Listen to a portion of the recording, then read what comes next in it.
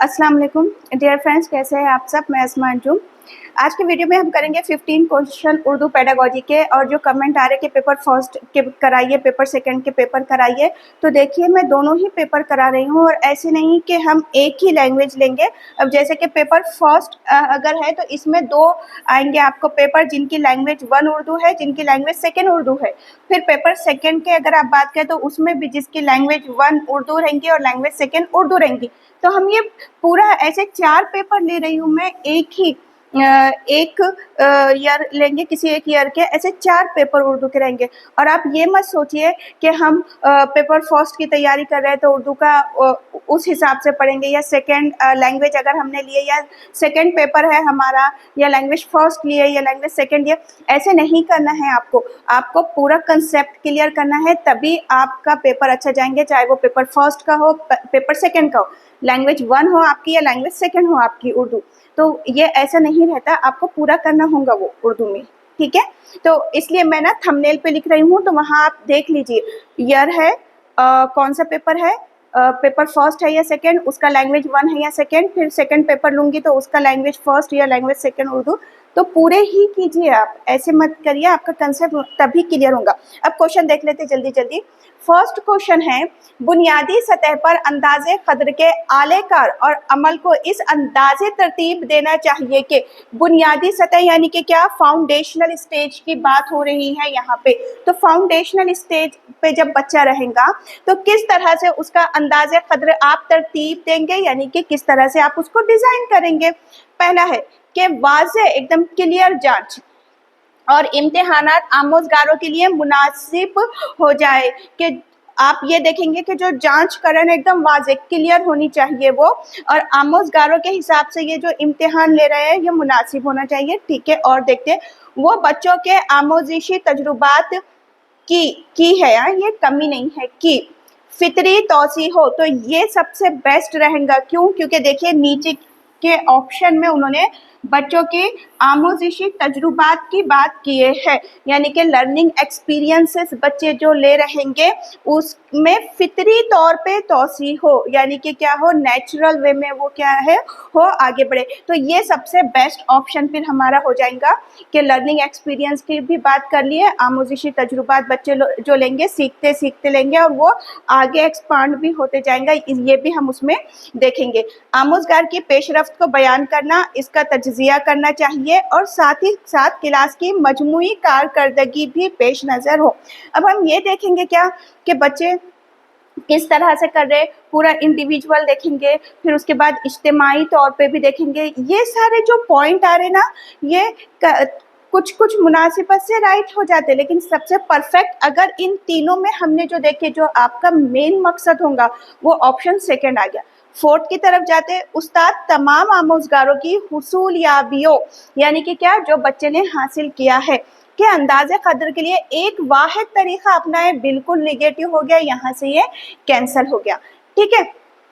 कि पूरा एक ही आप तरीका अपनाएंगे बच्चों को इवेलुएट करने के लिए, अंदाजे कदर के लिए या असेस करने के लिए, ये रॉन्ग हो जाएगा बिल्कुल। तो ऑप्शन राइट क्या होगा हमारा, ऑप्शन नंबर सेकेंड।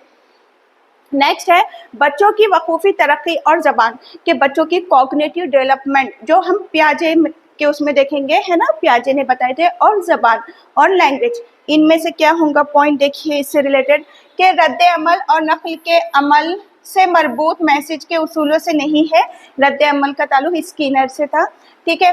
फ़र्द ज़बान में महारत की सलाहियत के साथ पैदा होता है, ये चॉम्स्की, ये भी नहीं है। हमको किससे रिलेटेड पूछा गया है, पियाजे के, है ना, वकूफ़ी तरक्की यानी कि कॉग्निटिव डेवलपमेंट की बात हो रही। तो फिर ये स्किनर, ये चॉम्स्की, तरक्की में कोई रिश्ता नहीं होता, यानी कि क्या है कि ये जो वकूफ़ी तरक्की की, कॉग्निटिव डेवलपमेंट के ऊपर जो बात कर रहे हैं ना, तो उसमें बोल रहे हैं कि डेवलपमेंट में इसका कोई रोल ये प्ले नहीं करता। तो ऐसा तो कुछ भी नहीं है, ये रॉन्ग हो गई बात। ये सकाफत और बच्चा जिस कम्युनिटी में रह रहा है, यानी कि कल्चर की यहाँ पे हम बात करेंगे। ओके।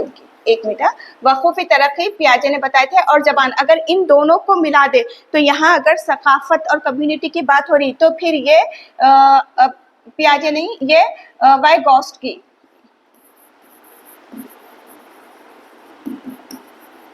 ठीक है, अब हम इसको वाइगॉस्की से ले लेंगे क्योंकि कॉग्निटिव डेवलपमेंट वकूफ़ी तरक्की के बारे में पियाजे ने भी बोले थे और उन्होंने ज़बान से रिलेटेड थ्योरी दिए थे, है ना, तो ये पियाजे ने भी बोले थे। वाइगॉस्की ने भी वकूफ़ी तरक्की यानी कि कॉग्निटिव डेवलपमेंट की बात किए थे और उसको किससे, सोशो कल्चर एंड लैंग्वेज से ज्वाइन किए थे, तो ये वाइगॉस्की का था। अब जब ऑप्शन में हमने देखे तो फिर हम समझ गए कि ये वाइगॉस्की वाला क्वेश्चन है। ठीक है, तो ये सकाफत से समझे ना, कल्चर की बात हो रही, और बच्चा जिस कम्युनिटी में रहता है यानी कि यहाँ पे बच्चे का सोशल इंटरेक्शन की बात होंगी, के तामुल की बात होंगी, बच्चे के समाजी तामुल की बात होंगी, यहाँ पे यहाँ कल्चर की बात हो रही, मैं रह से इससे काफ़ी मरबूत होता है, यानी कि उसमें रहकर वो क्या करता है, सीखता है। तो ये बिल्कुल राइट ऑप्शन हो गया हमारा, और ये पियाजे ने ये वाइगॉस्की से होगा। ठीक है, अब हमने ये कैसे समझे, ऑप्शन से समझे, क्योंकि दोनों ही बातें, अगर आप थेरीज देखें लैंग्वेज डेवलपमेंट की तो चॉम्स्की ने भी दिए, स्किनर ने भी दिए, पियाजे ने भी दिए एंड वाइगॉस्की ने भी दिए थे। ठीक है, तो ऑप्शन राइट क्या हो जाएगा, 4 वाला।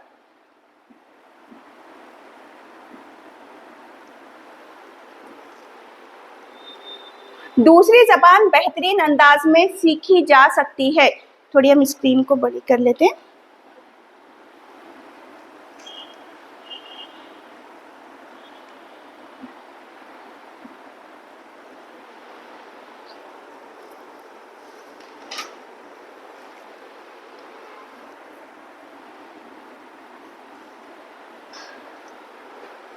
दूसरी जबान बेहतरीन अंदाज में सीखी जा सकती है, तो जो टारगेट लैंग्वेज है वो बहुत बेहतर अंदाज में कैसे सीखेगा बच्चा, क्लासरूम में कवायद पर तवज्जो देके के जो टारगेट लैंग्वेज है उसमें ग्रामर पे फोकस करेंगे वो, और उस्ताद का ताउन हासिल करेंगे। तो ये एक अच्छा पॉइंट मिल गया हमको कि देखो ग्रामर, क्योंकि किसकी बात हो रही है, टारगेट लैंग्वेज की बात हो रही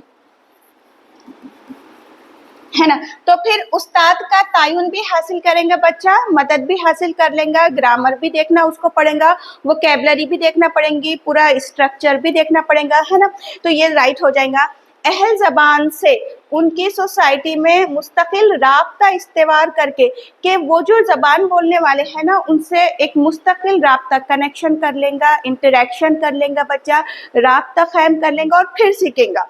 समय लिसानी तरीके से मुकालमों को बार बार दोहराकर और उनकी मश्क करके, तो यहाँ ये निगेटिव हो गया, बार बार दोहराकर मश्क करने से आप रट के तो ज़बान नहीं सीख सकते।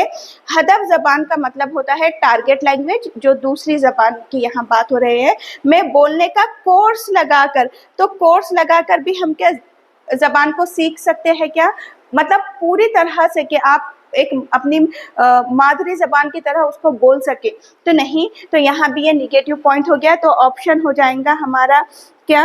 अब हमें 2 ऑप्शन मिले हैं, देखिए अब यहाँ पे आपको 2 तो हमने कट कर दिए, अब आप यहाँ पे देखेंगे कि ज़्यादा पॉजिटिव कौन सा आंसर हमको मिलेगा। अब देखिए यहाँ पे बोल रहे क्लासरूम में कवायद पे तो तवज्जो, दूसरी ज़बान है तो कवायद पे तवज्जो होंगी, वो कैबलरी पे होंगी, स्ट्रक्चर पे होंगी, उस्ताद का तायुन भी हासिल करना सही होगा। ठीक है, ये राइट हो गया।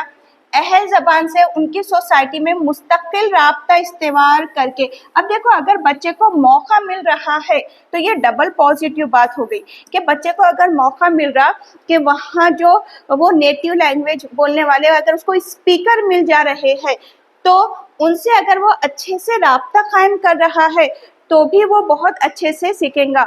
अब देखिए इसको और एक्सप्लेन करती मैं। अब देखिए आपने अगर पेपर्स देखे होंगे, ये राइट आंसर होगा हमारा, अगर आपने पेपर्स देखे होंगे तो उसमें कई पेपर में ऐसे बोल रहे कि कोई बच्ची है वो कोई जगह पर, या कोई बच्चा है वो नई जगह पर जाता है, उसकी ज़बान पंजाबी है लेकिन वहाँ मलयालम सीख लेता है, या तेलुगु ज़बान बोलना अपने फ्रेंड्स के साथ रह के सीख लेता है। आपने अगर नोटिस किए होंगे तो इस तरह के देखिए क्वेश्चन पूछे जा रहे हैं कि बच्चे की ज़बान ये है मादरी ज़बान, लेकिन वो वहाँ जाता है तो वहाँ वो किसी के साथ, बच्चों के साथ रहना या फिर आस पड़ोस से वो ज़बान को सीख लेता है।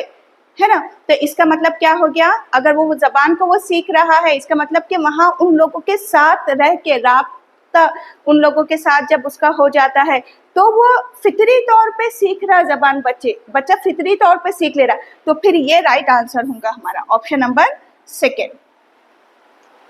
नेक्स्ट है 139, ज़बान की आमोजिश एक संजीदा और गहरा अमल है। ज़बान की जो आमोजिश है यानी कि लर्निंग की बात कर रहे हैं, ये बहुत ही संजीदा और गहरा अमल है जो पैदाइश से शुरू होता है और ताहयात जारी रहता है। क्या आप मंतजा बाला बयान से मुत्तफिक यानी कि एग्री है और गैर मुत्तफिक है यानी कि डिसएग्री है? तो देखिए कि अगर कोई भी ज़बान की आप लर्निंग करते हैं तो यहाँ पे एक्विजिशन यानी कि इक्तिसाब या हुसूल की बात नहीं कर रहे, यहाँ पे ज़बान की सिर्फ लर्निंग की बात की जा रही है। तो ये एक ऐसा अमल है, ठीक है, ये ऐसा अमल है जिसमें बच्चे को सीखना पड़ेगा। अब यहाँ एक्विजिशन इक्तिसाब की बात होती तो वो फितरी तौर पे बच्चा करता, लेकिन यहाँ लर्निंग की बात होती। लेकिन क्या ताहयात जारी रहता और पैदाइश से ही शुरू होता, ऐसा तो नहीं है ना। तो ये बात से हम मुत्तफिक तो नहीं होंगे, डिसएग्री होंगे। इससे इस बयान से मुत्तफिक हूँ नहीं, मैं इस बयान से गैर मुत्तफिक हूँ, ये है जुज़वी तौर पे नहीं, और इसमें जुज़वी तौर पे इस बयान से इत्तेफाक नहीं रखता। जुज़वी तौर पे नहीं, जुज़वी तौर पे यानी कि पार्शली हम एग्री है या नहीं, तो नहीं, डायरेक्ट कि हम इस बयान से ही मुत्तफिक नहीं है। नेक्स्ट क्वेश्चन देखिए,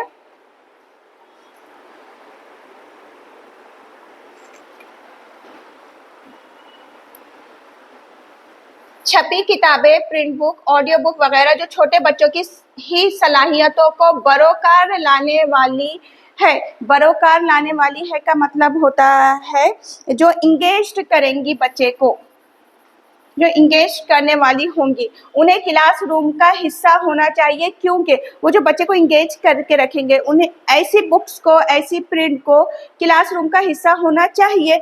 क्यों होना चाहिए? इससे क्लास में तनु यानी कि वैरायटी आता है और बच्चे तनु पसंद करते हैं। कि हम इसलिए तो नहीं करेंगे, वैरायटी आएंगी, लेकिन हमारा मकसद मेन बच्चों के लिए होगा कि बच्चे क्या करना चाहेंगे। ये असातिज़ा को अंदाज़े क़द्र के लिए मुख्तलिफ किताबों के इस्तेमाल की आज़ादी देता है, ऐसी कोई बात नहीं है, गलत हो गया। ये मतनू आमोज़गारों की किताबों तक रिसाई को बढ़ाता है। देखिए ये मकसद होगा कि ये जो आमोज़गारा है ना हमारा, तो उन तक ये जो किताबें हैं तो उनकी रिसाई को ये क्या करते हैं, बढ़ाते हैं। अब इसको इंग्लिश में मैं आपको बता देती हूँ कि ये जो बुक्स बच्चे यूज़ करेंगे, कौन सी छपी हुई प्रिंट बुक्स या ऑडियो बुक, तो एक्सेसिबल बना देंगे इनको, किसके लिए, बच्चों के लिए। तो बच्चों तक इनकी रिसाई को क्या करेंगे, बढ़ा देंगे। तो ये राइट हो जाएगा। किताबें असातिज़ा पर बोझ नहीं होंगी, तो ये भी पॉइंट यहाँ पे निगेटिव हो गया, ये भी यहाँ से कट हो गया। तो आंसर होगा ऑप्शन नंबर थर्ड के make book accessible to diverse learner, कि यहाँ पे ये जो मतनू आमोज़गार है ना, तो ये होंगे डाइवर्स लर्नर होंगे, ठीक है। तो इनके लिए ये जो किताबें हैं ना, उनको एक्सेसिबल बनाने के लिए इसका इस्तेमाल होगा। नेक्स्ट है, असातिज़ा 5वीं जमात के बच्चों से एक कहानी को जल्दी से पढ़ने और फिर 4 तस्वीरों को तरतीब से रखने के लिए कहता है। इस सरगर्मी का मकसद क्या है? अब देखिए बच्चों को क्या बोल रहे हैं कि कहानी को, अब एक कहानी को जल्दी से पहले पढ़ो और पढ़ने के बाद क्या करो कि जो तस्वीरें हैं ना उसको तरतीब से लगाओ। यानी कि बच्चे ने कहानी पढ़ लिया, उसको समझ में आ गया खुलासा उसके तौर पे कि हाँ ये चीज़ स्टेप बाय स्टेप हो रही, और आप तस्वीर इस्तेमाल करें, अब तस्वीर को क्या करो, तरतीब से लगा दो कहानी के हिसाब से। तो वो यहाँ पे बच्चों को क्या करने लगा रहे कि तस्वीरों को तरतीब से रखना सिखाना है, क्या ये मकसद होगा। खुलासे के लिए पढ़ने की मश्क देना, कि बच्चे को क्या कर रहे कि फटाफट पढ़ लो और बाद में क्या करो, जो तस्वीर है, तस्वीरें शॉर्ट, टेक्स्ट बड़ा रहेगा, है ना, पैराग्राफ जो पढ़ेगा बच्चा। अब तस्वीर क्या है, तस्वीर बहुत सारी चीज़ों को क्लियर कर देंगी और तस्वीर सिर्फ चिपका के कहानी आ जाएंगी, यानी कि उसका एक शॉर्ट फॉर्म आ जाएगा, तो वो खुलासा होगा। तो खुलासे के लिए पढ़ने की मश्क देना, मखसूस मालूमात के लिए पढ़ने की मश्क नहीं है इसमें कि मखसूस मालूमात के लिए पढ़ने नहीं बोल रहे, वो पढ़ने के लिए बोल रहे हैं और वही चीज़ को एक खुलासे के तौर पे शॉर्ट में पिक्चर्स के थ्रू क्या बोल रहे हैं कि आप अरेंज कर दो पिक्चर्स को, वो जो मेन कहानी है उसमें। तो इसलिए ये नहीं है।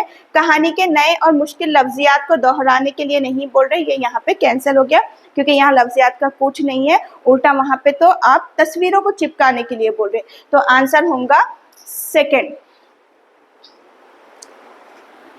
और खुलासा यानी कि समरी, सारांश करना, खुलासा।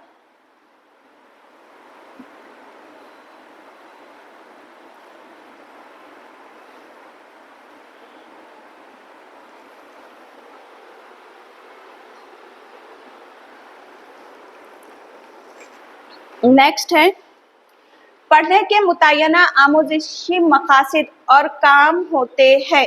अब जो पढ़ना है ना, तो पढ़ने के ये जो काम है या इसके जो मकसद है ना, वो क्या है। आमोजगारों से तवक्को की जाती है कि वो मतन को पूरी तवज्जो, यानी कि अगर पढ़ रहे बच्चे तो कैसे पढ़ना है, उनको पूरी तवज्जो, तफसील और रहनुमाई से पढ़ेंगे। तो जब भी हम पढ़ने की जो किस्में देखेंगे रीडिंग की, तो जहाँ बच्चे पूरी तवज्जो के साथ पढ़ते हैं तो वहाँ पे बच्चा क्या करता है, बगौर मुताला करता है, इंटेंसिव रीडिंग करता है ना। क्योंकि यहाँ पे क्या बोल रहे हैं, बगौर मुताले के तौर पे, यानी कि क्या मतन को पूरी तवज्जो से पढ़ा रहे ना, तो इंटेंसिव। तो तौसीई मुताला एक्सटेंसिव रीडिंग नहीं है, ये इंटेंसिव रीडिंग है।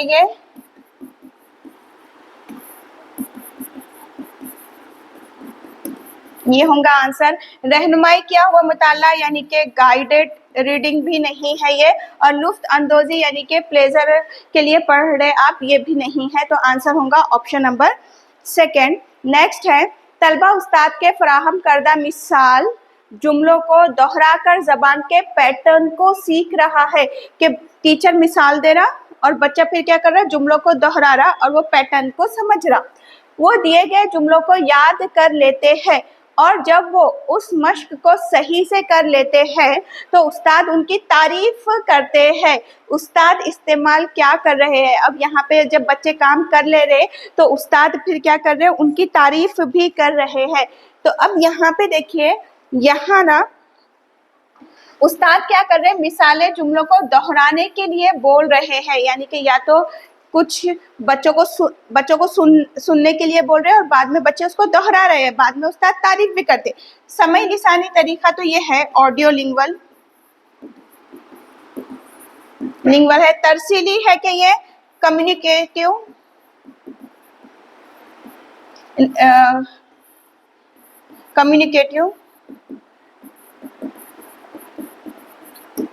अप्रोच नहीं है ये। कुल जिस्मानी रद्द-ए-अमल, टोटल फिजिकल रिस्पॉन्स नहीं है ये, और साख्तियाती तरीका स्ट्रक्चरल मेथड भी नहीं है। यहाँ बच्चे क्या कर रहे, जुमलों को दोहरा रहे, पैटर्न को समझ रहे। जुमलों को दोहरा रहे मतलब कि बच्चा सुन रहा, कुछ सुन रहा और सुनकर दोहरा रहा, तो समय लिसानी तरीके का इस्तेमाल हो रहा है। अब अगर आप ना तफसील में ये तरीक़ों को पढ़ेंगे तो आपको फिर समझ में आ जाएगा आंसर फास्ट। आमोज़गार क़वायद के उसूल और लफ्ज़ियात याद कर रहे हैं। यहाँ पे क़वायद के उसूल और लफ्ज़ियात यानी कि वोकैबुलरी को याद कर रहे बच्चे और मादरी ज़बान में बहुत सा काम कर रहे हैं। अब देखिए, अगर हम क्वेश्चन को अभी पूरा ना भी पढ़े और यहाँ पे क़वायद की बात हो रही, इसके उसूल को और लफ्ज़ियात को बच्चा याद कर रहा और जो काम कर रहा ना वो क्या कर रहा, वो फिर अपने मादरी ज़बान में कर रहा। ग्रामर ट्रांसलेशन मेथड का यहाँ पे फिर इस्तेमाल हो रहा है। तो ज़बान में टीचर कौन सा तरीका यहाँ पे इस्तेमाल कर रहा है, ये पूछ रहे वो। तो रास्त तरीका डायरेक्ट मेथड तो है नहीं क्योंकि यहाँ मादरी ज़बान के इस्तेमाल की बात हो रही। फितरी तरीका है नहीं क्योंकि फितरी तरीके में बच्चा नेचुरल वे में तरीका डायरेक्ट मादरी ज़बान पे चला जाएगा। तरसीली तदरीस है नहीं ये, यानी कि कम्युनिकेटिव टीचिंग की यहाँ बात ही नहीं है। यहाँ पे बच्चे पढ़ रहे हैं ठीक है, याद भी कर रहे हैं ग्रामर के उसूल लफ्जियात को भी, और मादरी ज़बान में भी क्या कर रहे हैं, बहुत सा काम कर रहे हैं। तो ये होगा क़वायद का इत्तलाक़। इत्तलाक़ यानी कि इस्तेमाल होता है, लेकिन यहाँ पे आप देखो तो ये ग्रामर ट्रांसलेशन होगा। ये यहाँ लिखा हुआ होगा ग्रामर ट्रांसलेशन मेथड। ज़बान इसमें क़वायद का इत्तलाक़ यानी कि क़वायद का इस्तेमाल बताया गया है, लेकिन ये क्या है, ग्रामर ट्रांसलेशन है। ठीक है, आंसर होगा ऑप्शन नंबर 4। अगर बच्चे अपने इर्द गिर्द बोली जाने वाली दो जबानों को सुनते हैं, इस तरह दो जबानों से उनका तारुफ क्या है। अगर बच्चे अपने इर्द गिर्द क्या हो रहे, बच्चे कोई दो जबानों को सुन रहे, ठीक है, सुनते हैं, तो इस तरह दो जबानों से इनका जो तारुफ है वो क्या होगा। बच्चों के लिए नुकसानदायक कोई फर्क नहीं पड़ेगा, बच्चों के लिए मुफीद तो होगा, समझने में तज़ब्ज़ब का शिकार होगा। इसके मीनिंग होते हैं कंफ्यूज्ड होना। तो कंफ्यूज्ड क्यों होगा बच्चा, नहीं होगा, ये बच्चे के लिए मुफीद होगा। नेक्स्ट है, तो आंसर होगा ऑप्शन नंबर 2। पढ़ने की आमोजिश का एक बड़ा चैलेंज तरकीब यानी कि मोटिवेशन और अच्छे अदब अतफाल के उसूल है। इस चैलेंज पर काबू पाने के लिए उस्ताद को क्या करना चाहिए, यानी कि बच्चों को इस तरह का मटेरियल देने के लिए बच्चों उस्ताद की हैसियत से उस्ताद को क्या करना चाहिए। पहला है उस्ताद को होमवर्क, निगेटिव यहीं से हो गया, ठीक है, आगे पढ़ेंगे हम, लेकिन निगेटिव। उस्ताद को होमवर्क के तौर पे रोजाना एक किताब पढ़ने की तरकीब देनी चाहिए। तरकीब यानी कि मोटिवेशन है यहाँ, तो रॉन्ग हो गया ये। बच्चों को ना अंदरूनी तरकीब इंटेंसिक मोटिवेशन यहाँ पे देना होगी टीचर को। तहरीर एक छोटी लाइब्रेरी के क़याम के लिए वालिदैन की हौसला अफजाई करनी चाहिए, ये यहाँ पे रॉन्ग हो गया। तरकीब, मोटिवेशन और पढ़ने में दिलचस्पी पैदा करने के लिए अदब अतफाल तक बआसानी रिसाई होनी चाहिए, ये तो बिल्कुल राइट है। कि आप बोल रहे ना कि बच्चों में मोटिवेशन आना, तो उसके लिए आपको क्या करना चाहिए, एक अलग अलग जो अदब अतफाल है यानी कि बच्चों के पढ़ने के लिए जो मटेरियल होना चाहिए बहुत, वो भी दिलचस्प होना चाहिए, तो उसको आप बच्चों के लिए एक्सेसिबल बना दो, वहाँ उनकी रिसाई कर दो, वो लोगों तक पहुँचा दो, बच्चों तक, उन तक वो चीज़ें पहुँचनी चाहिए, तो ये तो राइट है। स्कूल के जिम्मेदारों को चाहिए कि आमोजगारों को किताब में से जाने ताकि दिन में किताबें पढ़ने की दिलचस्पी पैदा हो और उन्हें तरकीब मिले। तो ये तो बिल्कुल पॉइंट कुछ भी इससे रिलेट नहीं करेगा, ऐसी कोई जिम्मेदारी नहीं रहेगी। तो आंसर क्या होगा, ऑप्शन नंबर 3 होगा।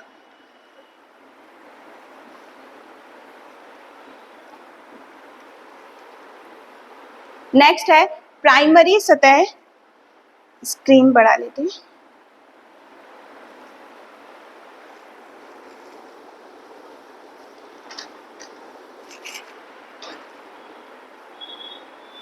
प्राइमरी सतह पर पढ़ने की महारत के अंदाजे कदर के लिए ज़बान के उस्ताद को बतौर ख़ास ध्यान देना चाहिए। तो प्राइमरी सतह पर पढ़ना यानी कि क्या, फाउंडेशनल स्टेज की बात हो रही है यहाँ पे। अब यहाँ पे पढ़ना है तो आप एक चीज़ देखिए, जब भी पढ़ने के, बोलने के, लिखने या सुनने की बात आती है, ये महारतों की बात आती है, तो इनकी जो डेफिनेशन है ना, वही आपका ज़्यादातर आंसर रहता है। अब यहाँ पे पढ़ने की बात हो रही ना, तो हमको ये तो क्लियर है कि अगर ऑप्शन में ये आता है कि बच्चा समझकर पढ़ेगा, तफहीम के साथ पढ़ेगा, तो वही हमारा आंसर होगा। हुरूफ तहजीक की पहचान पर इस पे जोर देंगे क्या, नहीं। खास रवानी के साथ पढ़ने, फ्लुएंसी के साथ पढ़ने पे जोर देंगे क्या, नहीं। रमूज और औकात के इस्तेमाल पे, नहीं। समझ कर पढ़ने पर, तो ये होगा हमारा आंसर। कि ये देखें, अच्छा, समझ के पढ़ने के अलावा और क्या क्या लिख कर आ सकता था कि बच्चा तफहीम के साथ पढ़ रहा है, तो ये भी हमारा आंसर होता। मैंने पहले ही बोली कि डेफिनेशन जो रहेंगी वही आंसर रहेगा। बोलने की अच्छी सरगर्मी वो है जहाँ बोलना, अगर अब ये फिर वही डेफिनेशन पे आ जाइए इसके, कि बोलने की अच्छी सरगर्मी वो रहेंगी जहाँ, अब जहाँ क्या, जहाँ बच्चा क्या करेगा, उस्ताद ज्यादा वजाहत करेगा, ये बोलना अच्छा रहेगा, या आमोजगार ज्यादा बात करे, आमोजगार को ज्यादा बात करने का अगर मौका देंगे, रुक जाइए, आमोजगार ज्यादा सुने, बोलने की बात हो रही ना तो यहाँ सुनना कट हो जाएगा। ज्यादा बोलने वाले बच्चों की ज्यादा शिरकत करवाई जाएगी, तो ये यहाँ पर कैंसल हो जाएगा। आमोजगार ज्यादा बात करे, यानी कि अब यहाँ पे बोलने की जो सरगर्मी होंगी ना, जो एक्टिविटी ली जाएंगी, तो यहाँ पे हम देखेंगे कि लर्नर टॉक मोर, ये आप देखेंगे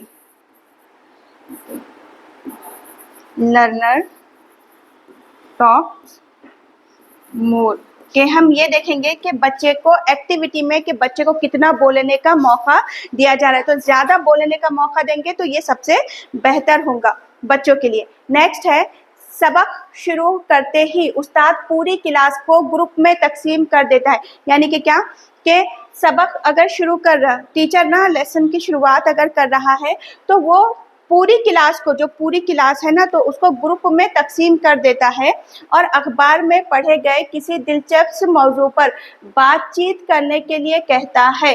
बोलने की ये सरगर्मी क्या है? सबसे पहले चीज क्या है कि शुरू करने से पहले ही क्लास को ग्रुप में तकसीम कर दिए, ग्रुप एक्टिविटी है।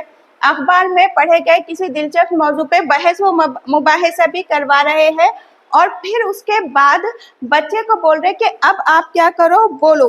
तो ये क्या है? तो जाहिर बात है यहाँ बोलने लगा रहे हैं, यानी कि वर्बल एक्टिविटी हो रही है, ओरल एक्टिविटी की तरफ उस्ताद बच्चे को ले जा रहा है।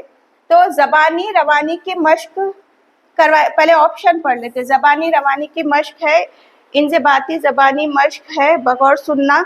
अब ये सुनने वाली चीज़ यहीं से निकाल दो, बगौर सुनना है, यहाँ बोलने का ताल्लुक है ना, तो सुनना हमने ऑप्शन ही हटा दिए। यहाँ पे रहनुमाई याफ्ता ज़बानी मश्क के लिए, तो ये यहाँ कोई रहनुमाई नहीं हो रही, यहाँ पे ग्रुप बना के बच्चों को बोलने का मौका दे रहे, तो वो हट गया। तो ज़बानी रवानी की मश्क के लिए यानी कि ओरल फ्लुएंसी की प्रैक्टिस, ज़बानी रवानी यानी कि ओरल फ्लुएंसी की प्रैक्टिस करवा रहे हैं, ये बिल्कुल राइट हो जाएगा, क्योंकि बच्चों को फिर बाद में खुद बोलने के लिए दे रहे ना, तो ये। और इंज़िबाती ज़बानी मश्क ये नहीं होगा, क्योंकि ये कंट्रोल, इंज़िबाती यानी कि कंट्रोल ओरल प्रैक्टिस है ये, तो ये कंट्रोल ओरल प्रैक्टिस नहीं है। बच्चों को तो बोलने का मौका दे रहे कि हाँ अब वो अपने तौर पे बोल भी सकते हैं, तो ये कंट्रोल प्रैक्टिस तो नहीं हो रही ना यहाँ पे, तो फ्रीली वहाँ पे बच्चों को मौका दे रहे बोलने का। तो आंसर फिर होगा ज़बानी रवानी की मश्क। नेक्स्ट है कुल लिसानी तरीक़ा, यानी कि कुल लिसानी तरीक़ा यानी कि क्या है? Whole language method.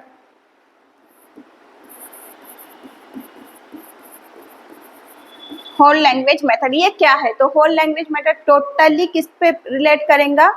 मीनिंग पर, मायने पे, जो आप जबान समझे टोटली वो किस पे रिलेट करेंगी? मीनिंग पर करेंगी, मायने पे मबनी होंगी, बेस्ड ऑन मीनिंग,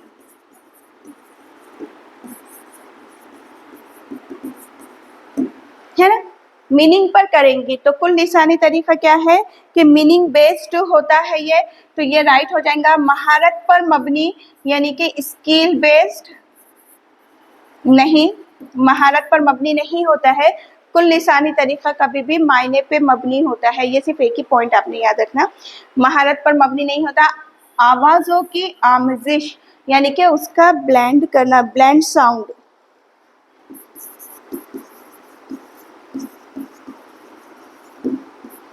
ध्वनि का मिश्रण, इस पर भी नहीं, इसके मीनिंग ब्लेंड साउंड होते हैं, ध्वनि का मिश्रण होना, ठीक है। और आवाज अलामतों के रिश्तों, क्या है वो लिखा हुआ, रिश्तों का इस्तंबात यानी कि क्या? रिलेशन, इनफेर के आवाजों और अलामतों को मिलाना, इनफेर करना, ठीक है। तो ये भी नहीं है, आंसर होगा हमारा मायने पर मबनी। तो हमने 15 क्वेश्चन देख लिए हैं। अभी जुलाई 2024 के लिए ऑनलाइन और ऑफलाइन बैचेस स्टार्ट हो गई है सीटेट की। CTET अगर हम जुलाई की बात करें 7 जुलाई 2024 के लिए, तो इसकी ऑनलाइन और ऑफलाइन बैचेस स्टार्ट हो गई है। थंबनेल पे आपको नंबर मिल जाएगा। और ये तो हम सिर्फ पेपर करा रहे हैं। अगर आपको हर सब्जेक्ट के लिए, जैसे कि अभी जो हम अभी उर्दू ले रहे, तो टोटल आपको इसके नोट्स और इसका explanation, live lecture, recorded lecture सारे बैच में अवेलेबल हो जाएंगे। क्योंकि अगर आपको कंसेप्ट समझते हैं तो फिर आपको पेपर सॉल्व करना बहुत ईजी हो जाता है। वीडियो को ज़्यादा से ज़्यादा शेयर कीजिए। अल्लाह हाफिज़।